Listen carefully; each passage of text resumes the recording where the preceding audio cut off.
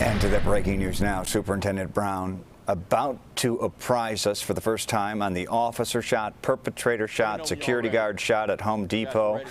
We believe he's just about to start that press conference, Erica. Yes, we are hearing details coming in through the Twitter feed from the police department, but this will be the first time we're hearing from the superintendent and representatives there. Let's listen in. Around 4 p.m. in the 2400 block of West 46th Street in the 9th District, our 4th officer in 2 weeks was shot. He's here at Mount Sinai Hospital being treated for a non-life-threatening wound. We would ask the public to keep this officer and his family in your prayers. What happened on this incident at 4 p.m. is that there was a shoplifting, according to preliminary reports, and the suspect got into a struggle with a loss prevention officer at the Home Depot in this area. This resulted in this offender shooting this loss prevention security person, and that person is in grave condition right now. The suspect then flees, and officers are called and pursue this suspect. The initial officer that pursues this suspect is then almost immediately shot. The officer is being treated now. We are not releasing his name until family members are notified and able to come visit here at the hospital. But this officer is shot, and he's down. Other officers tend to him, get him to the hospital, while other officers continue pursuing this suspect. This suspect and officers get into another shootout, and the offender is then shot. This offender has recently been pronounced dead on arrival at the hospital. He's DOA at the hospital, so the offender is deceased. And we are continuing this investigation. This is very preliminary information. Things could change. This had just recently happened. Our detectives are on scene, talking to as many witnesses as possible. But let me close with this before we take questions. This is the 4th officer shot in 2 weeks. And I get questions all the time about what is the department doing about violence? What are we doing about the shootings? What are we doing about the homicides? What we are doing is risking our lives every day to protect this city. That's what we're doing. And the brave, courageous men and women of Chicago Police Department are unmatched, the most talented department in the country. But we are not without flaws. But this is done with great risk. And officers every day put their lives on the line. And God blesses the men and women of Chicago Police Department. Now I'll take questions.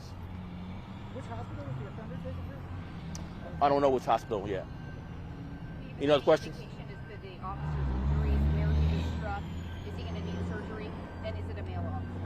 It is a male officer. He is going to require additional treatment, surgery likely. Right now, he's just initially being x-rayed to figure out what course of action, and we'll update you on his condition. Where on his body? He was hit? He's shot in the shoulder. Shot in the shoulder? Just Yeah. one time? We don't know that.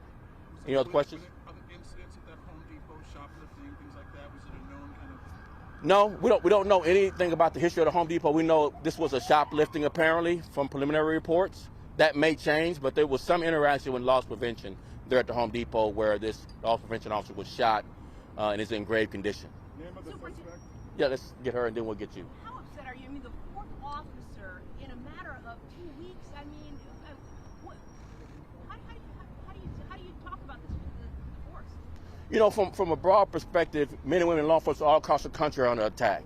The officer in Boulder, Colorado, Officer Talley, recently lost his life trying to save people who were involved in an active shooter, and so many people died there. But here in Chicago, it's like you mentioned, it's the idea that, you know, cops are putting their lives on the line every day, and it seems that these offenders are acting with impunity in the way not only do they shoot at each other, but they're, you know, basically loss of respect for law enforcement.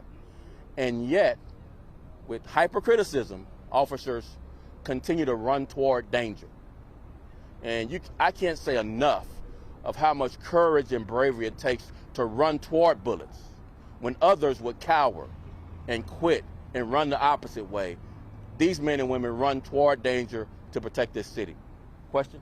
The name of the suspect, did he also tell you if the suspect has had other run-ins with law enforcement? It's too early to have that information. As soon as we have additional information about this offender, we'll release it to you. Have you seen the officer?